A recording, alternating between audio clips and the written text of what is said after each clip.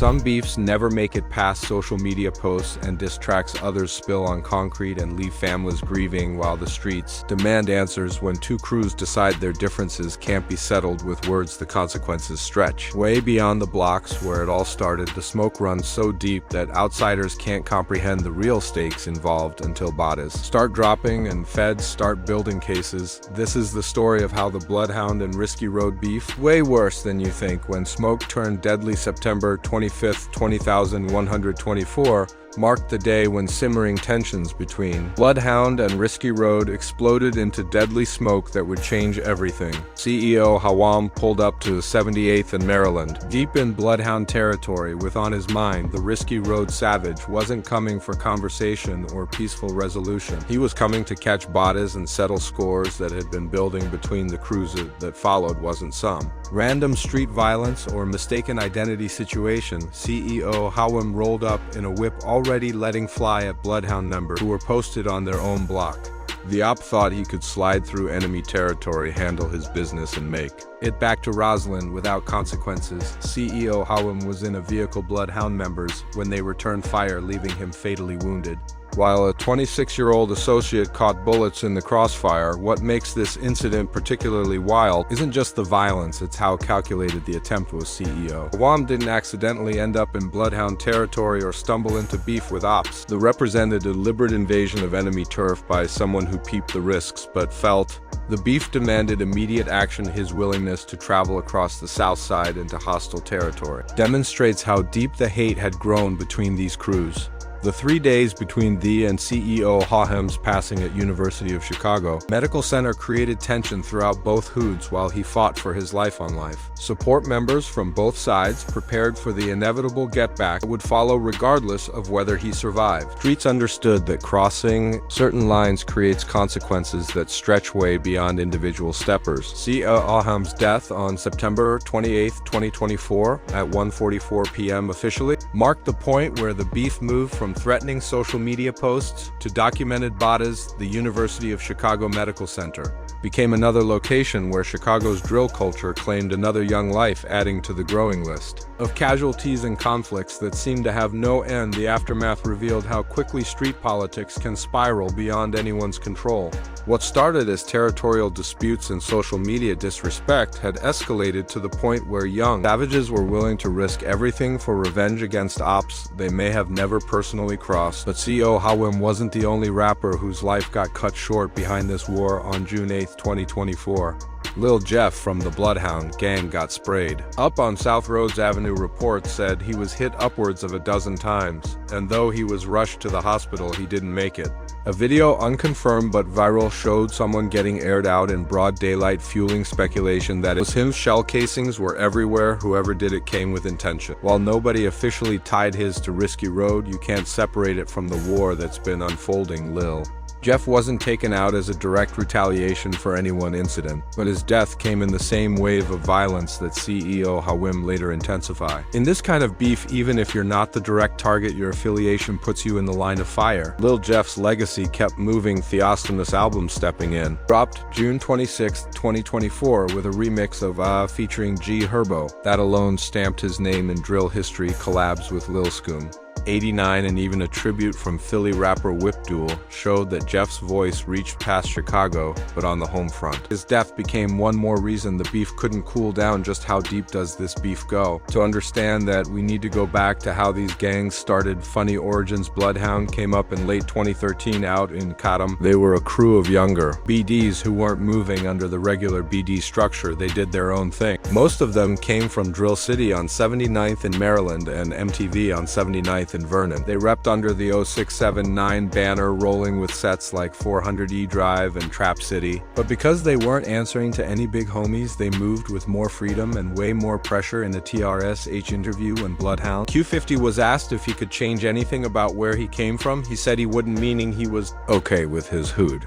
I ain't gonna lie, this bitch bustin'. I won't really change shit, I ain't gonna lie. Only thing I change is like, who the fuck am I to put some input on Chain City? I don't get no. The Bloodhound's emergence lined up with the early drill wave, so they were right in the mix as the culture started to blow. The Bloodhound's music video that dropped in April 2017 made noise. You had CJ Hothead from Drill City Chino Cash from MTV and JB Bin Laden from 408, and that one they weren't just making music, they were showing you who really had the streets. Bloodhound's block on 79th in Maryland wasn't just for show. It was a key location that linked a lot of Southside hoods. It meant more traffic, more eyes, and more static holding. The block gave them access to street business and made it easier to bring in new heads, but it also meant constant tension with nearby sets. They weren't moving alone either, they had ties with NLMBGME, Walkhound Gang, Rack City, and 400E. So when it came to beef, it could turn into a whole network going to war. One small situation could bring out entire alliances. Risky Road got started a little earlier, around 2011, as a crew under the Four Corner Hustlers. They came together after the Martis Evans. When the older members didn't step up after his death, the younger guys formed their own squad. Their mission was simple: repair their block and ride for Tiski. The name Risky Road came from their turf on 104th in Maryland. The block was wild, just being outside could get you pressed.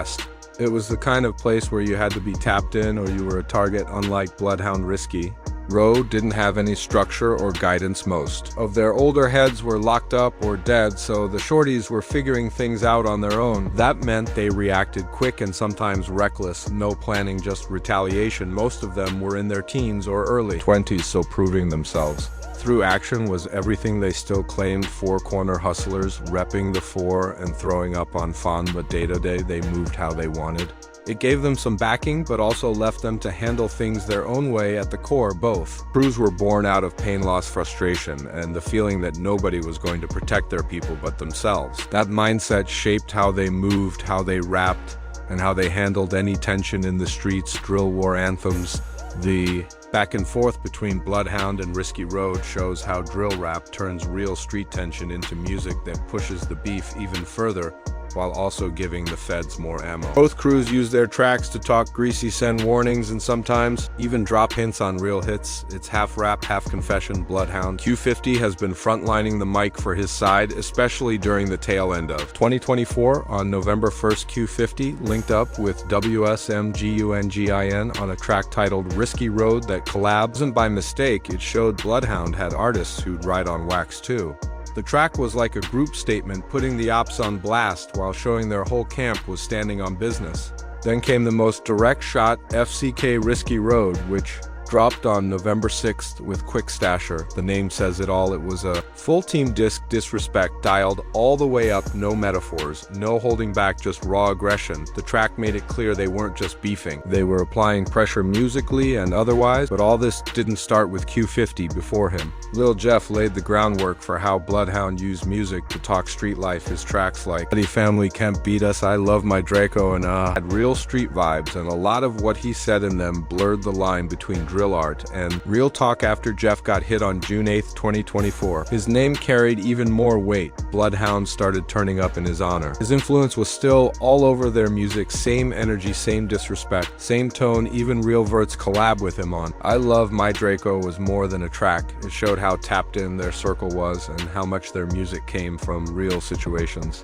Risky Road didn't put out as much, but they still clapped back. In early 2025, they dropped a snippet going at Bloodhound and Drench Gang. The line that caught traction, my favorite op, got turned into a ghost. Now they trying to see who I smoke, pulling this all on my duck. It was funny, but it had weight too.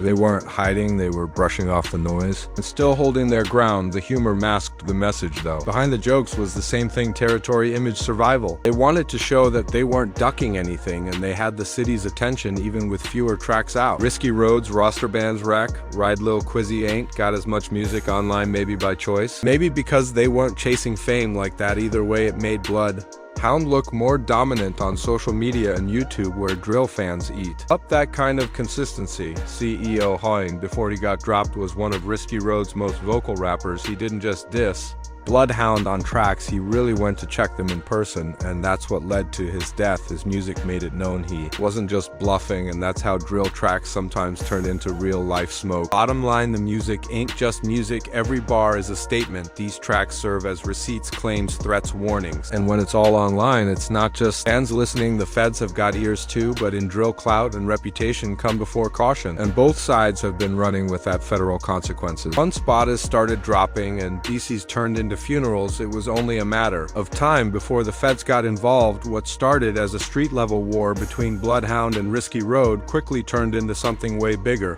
The ops weren't just beefing in songs anymore, they were building open cases with every track post. And body left on the pavement, Bloodhound's legal drama hit a new level when Teslick and JMO got picked up for a double that had nothing to do with Risky Road, but everything to do with how wide their beef web really stretched. On January 26, 2024, Moncho Williams and Robert Boston from BKN got left leaking outside Innovations High School, right in the loop. That hit wasn't sloppy, it was strategic.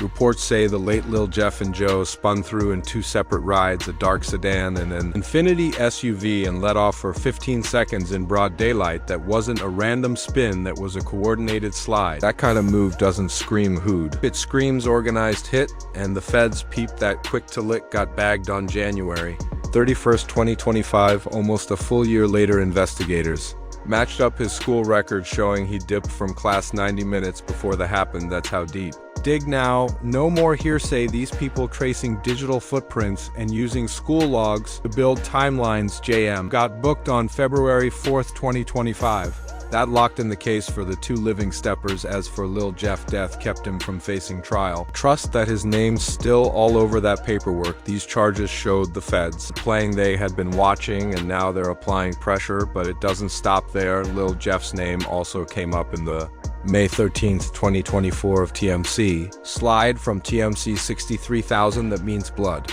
Hound wasn't just locking horns with Risky Road, they had ops everywhere. To the feds, this wasn't just a bunch of isolated cases. It was part of a citywide war run like a street syndicate. On the other end, Risky Road has its own history with jail bars and indictments. Long before the smoke with Bloodhound, they already had heat chase. Walker got 40 years in Stateville for the of LeVar Vanny Battles AGD member.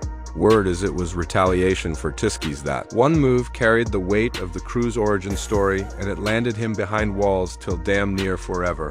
Then you got that heavy federal bust from 2015, Joseph Hill, William Reeves, and Trevin Martin all got snatched up in a major RICO case. The feds grabbed 5 poles, $75,000 in cash. 50 bricks of coke plus fentanyl and heroin. That wasn't small-time street work, that was cartel-level weight. That's how Risky Road was funding their moves, and the feds made sure to shut that down by January 2nd, 2016. The hammer dropped. Sentences ranged from 15 to life for gun charges, 10 to life for moving drugs, and 20 to life for attempted drills. Just like that, whole sections of Risky Road's OG lineup vanished. With all that manpower gone, the shorties took over, and without guidance, they moved reckless. That was when the new wave of chaos started. And now, music wasn't just music. The lyrics, the bars, the lives, all that is case evidence. Bloodhound and Risky Road have both been making tracks where they name ops, claim hits, and talk too spicy about real life. The feds use those songs as confessions. Piece together lyrics, match it with timestamps, and boom, you got a fed case built straight off a verse. What makes it worse is how social media music and real life events are all syncing up. You diss somebody on a Friday, they get dropped on Sunday, and your next track brags about it. By Monday, for the feds, that's open and shut beyond the bodies and courtrooms, there's more fallout. Civil asset seizures, RICO surveillance, and contact bans that stop crews from linking up like they used to. What was once just hood politics is now under national eyes. They are watching everything, but even with all that, the cycle hasn't slowed down. Every arrest creates a hole, and every release brings someone back outside with more pain and more reasons to slide. Every sentence handed down just becomes another reason for the next wave to pop out and seek revenge. These streets keep score even when the courtroom thinks the story's done. And as long as those blocks stay contested and the names stay active, the beef lives on. It isn't a question of if more blood's getting spilled. It's just a matter of who's next to get added to the list. If you like this video, click one of the windows on either side to watch a video similar to this.